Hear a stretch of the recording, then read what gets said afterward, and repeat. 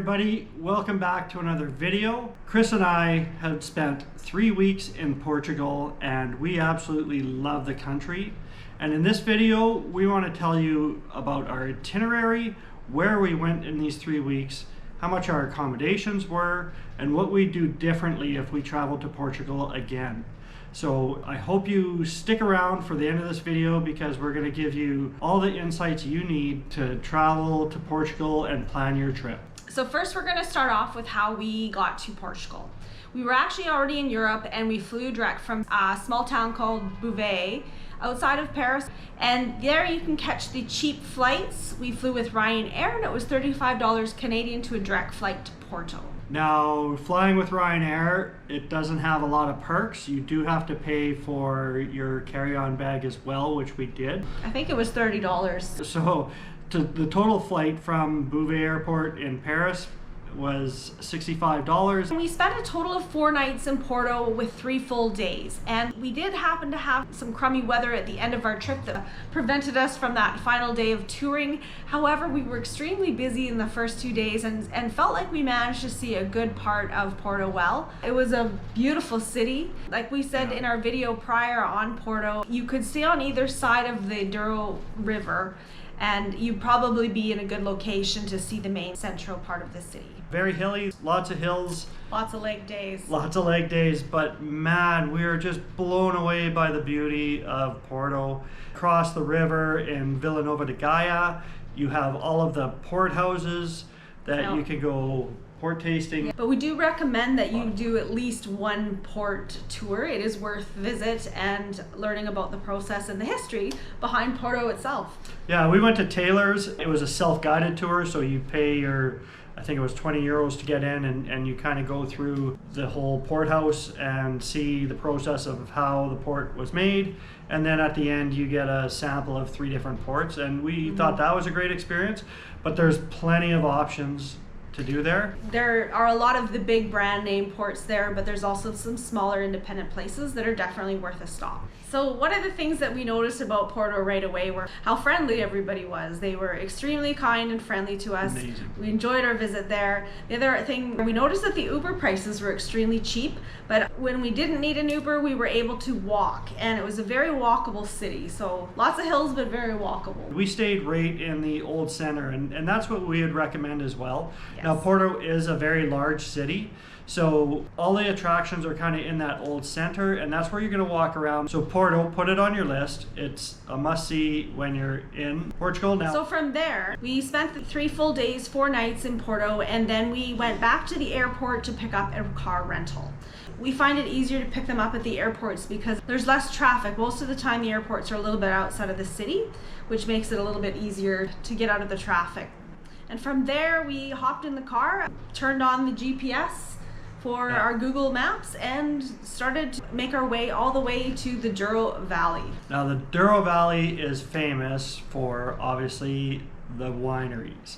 Some of the most beautiful wines in the world come from the Portugal region, and it is an absolute gem. So going to the Douro Valley, my suggestion is you avoid tolls. You turn off the tolls feature on your Google Maps. Just go into your settings and avoid tolls, take that off, and you will have one of the most amazing, beautiful drives that you've seen. I knew it was going to be beautiful, but we were even more surprised to see how vast it was. You see pictures, you sort of have an idea. We come from a wine country region where we live in Canada, but this area was massive, and the scale of the mountains were certainly impressive. Now you can also opt to take a tour from Porto for the day and take a boat trip down the Douro River, and a lot of people do that as well, but we decided to drive it, and then we actually spent a night down the Douro Valley. I think that was definitely one of the highlights of our time in Portugal for sure. We took the full day to drive just because it was definitely one of the top drives that I've ever been on. And have ever taken. Beautiful, windy roads though, so you really have to be on your toes, but it's definitely worth the drive. The only thing that we wish we'd done going to the Douro Valley was, number 1, stay closer to the small city of Pinhão, and also take an extra night. We needed a little bit more time there, but we had a fabulous time. Whole new appreciation for Portuguese wine. So the Douro Valley is a World UNESCO site as well. just because of the tiered vineyards. But one thing we also discovered is not only do they have port wine that's amazing, they have a lot of other fabulous red and white wines as well. So we were certainly impressed with the wines in Portugal. So from the Douro Valley, we made our way down to the beautiful seaside town of Nazare. We spent a total of 4 nights there, and it's known for its massive, huge waves. And a lot of the surfers in the world come there for some of the biggest wave rides that they've had all over the world. I know that winter time tends to be when they have the biggest waves of the year, from what we understand, and it certainly did not disappoint. Now, we were there in Portugal from mid-October to basically the first week of November. At the beginning of the winter surf season, so we did manage to see some pretty impressive waves. So while we were in Nazare, we checked out the beaches, we've walked around the town, but it's a very unique beach town because you have 2 distinct beaches. There's Nazare Beach, which is right where the small town of Nazare is. And then you have this massive cliff with a lighthouse on it that is actually in a town called Sitio, which is adjacent to Nazare, and it has a beautiful beach, Playa Norte. And that is where all the surfers get dragged out by the local sea-doos, and that's where they have their competitions. And not only was the beach seaside town beautiful, but it was a really unique little city. It had the ladies with the 7 skirts, which is very famous. Some beautiful markets, beautiful beaches, and the narrow little quaint streets that you were kind of looking for in some of these Portuguese towns. But we were certainly very happy with our stay in Nazare. So during our 4 nights in Nazare, we took a day trip to the small town of Óbidos. And that was super charming. It's a white village with a castle, and it was adorable. So definitely easy to do a day trip. We're glad that we did. We originally thought about staying in Óbidos for the 3 or 4 nights, but decided to stay in Nazare instead, and really glad that we did. Óbidos was about a 30-minute drive, I want to say. We took the back roads again, avoided the tolls, which was great. It's just fun. You get to see some of the local countryside, and you're off the main highway, so a little bit more to see in the back roads too. Check out our video on Óbidos because it is a very cool, quaint, medieval town. Yes. And you have the castle there, and it's definitely worth taking that day trip. A lot of people get bussed in from Lisbon to take that day trip, but it just worked out for us that we can easily take a day trip from Nazare. Now there are some other little towns you could probably take day trips from there as well, but just the amount of time that we had, Óbidos was just the perfect day trip for our stay there. So after our stay in Nazare, we decided to drive down, bypass Lisbon, and head straight to a small town named Burgão, which is where we stayed for the next week. It's about 20 minutes from Lagos, and it was about a 4-hour drive from Nazare. So Burgão is in the Algarve. We wanted to spend the next week in the Algarve. We wanted to check out the beaches. Definitely one of the highlights of our trip as well. So while we were in Burgão, we rented another condo. So we were there for 7 nights, and it was just a nice, small, quaint town. Like Chris said, it was just about 20 minutes outside of Lagos. So we didn't want to spend the time in a busier city. We kind of wanted that quaint old town. Walkable cute, small city. and it was perfect for us, very central. Now we had the vehicle, so if we didn't have the vehicle, we would have probably just stayed in Lagos. And guess what? We saw the sun for the first time in days. It was a little bit more slower pace. The beaches, the good weather was finally on our side once we headed south, and just couldn't say enough good things.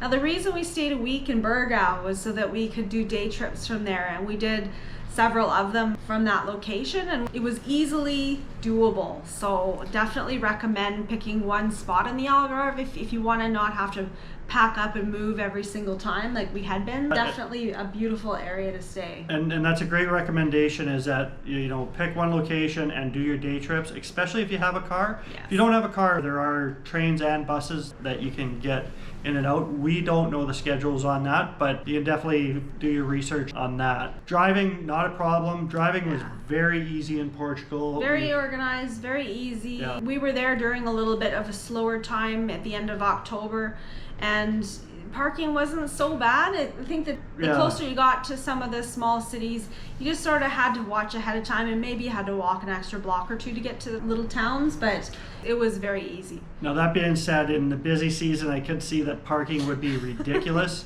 because it was tricky.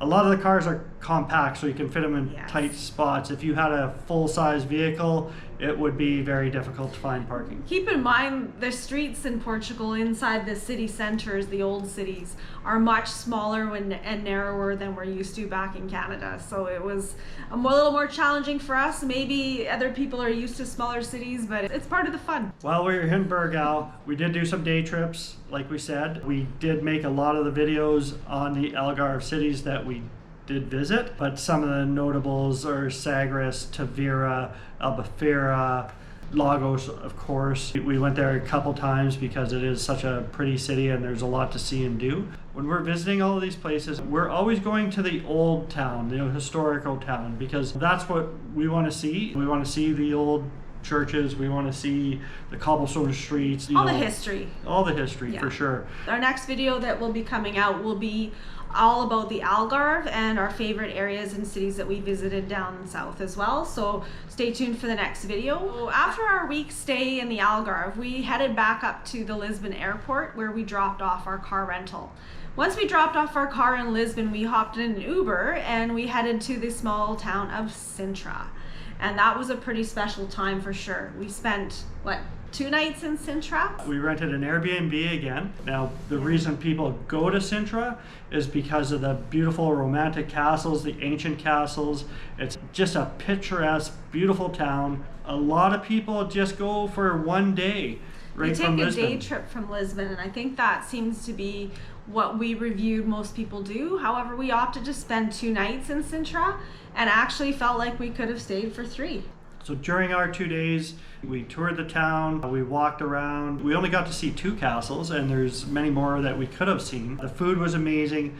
Again, I'm gonna bring this up many times, but the people in Portugal are absolutely gems. They're so kind, they're so friendly, and we just had such a great time. We fell in love with every place that we went to there as well. So then after our stay in Centro, we were sad to leave, but we were excited to go to the big city of Lisbon. Now we spent a total of 3 nights in Lisbon, and we stayed right on the Bica tram and definitely had a fabulous time. We have a video out about Lisbon as well. You can check that out and see what we got up to. But I think our biggest regret is we just needed a couple more days. Lisbon's a bucket list. Lisbon's been a bucket list for us for a long time. Sure glad that we saw Lisbon, and I know we'll definitely be back because the 3 nights we had was not enough time. Yeah, it was just a really cool vibe. It's a cool city to walk around. We saw an incredible fado show, which was just blew our minds. If you go to Lisbon, make sure you see at least one of the shows. It's part of the culture. It's a lot of fun. We're glad that we did. And again, we have a Lisbon video. We actually have video on most of the places we've spoken about today. So you can check those out to see some of the other details and the things that we did in each of those cities. So now to recap our time in Portugal, we flew into Porto and we worked our way all the way down south. We spent a total of 21 nights. We felt like we covered the area fairly well. There was just a couple minor tweaks that we would have changed if we were to do it again. So one of them would be we would spend an extra night in the Douro Valley just because it was that incredibly beautiful. So we would recommend spending 2 nights in the Douro Valley. And I think that we'd probably spend only 3 nights in Nazare instead of the 4, and then use that in the Douro Valley. We'd also really like to spend a full another day and night in Lisbon as well. Overall, I think that the 21 days that we had were fabulous. We know that there's so many other places to see. We just needed more time, as we do in most places we go.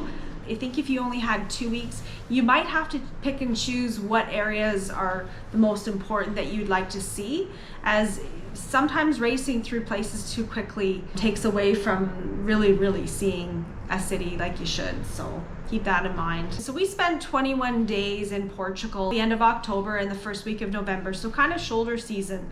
We managed to do the 21 days with our accommodations, and most of them we showed you in our videos if you go through our Portugal series. And our total cost in Canadian dollars with taxes and everything included came to $15.85 for the 21 nights. So that's what it cost us for 3 weeks. For the accommodations. For the accommodations. We did rent a car for a total of the 10 days out of the 21 days that we were there. It was a total of $200 Canadian all in, and then the additional cost for the tolls. We just want to say thanks so much for watching this video. We do have another video coming out about our time in the Algarve, so stay tuned for that or watch the next one. We also have a whole series on Portugal and all the different cities that we visited, and we break down a little bit more of the costs and places we visited, so check those out as well. Thank you so much for subscribing. So click that bell so you get notified when our Algarve video comes out, and hit that subscribe button because it does help us out. And we have some incredible destinations coming out, and a huge surprise after our Algarve video. So stay tuned. I'm curious as to what the surprise is. Yeah, wait till you see it. Wow. Anyway, guys, thanks for watching again, and cheers. Cheers. But after our time in the Algarve for a week, we headed back up to Lisbon and dropped off our car and spent the next 4 days, 3 nights in Lisbon. No, we did not, Chris. We did not. We dropped. Where did we go? We dropped off the car and we went to Centro. Oh, we went to Centro. Oh shit, yeah. Okay, let's try that again.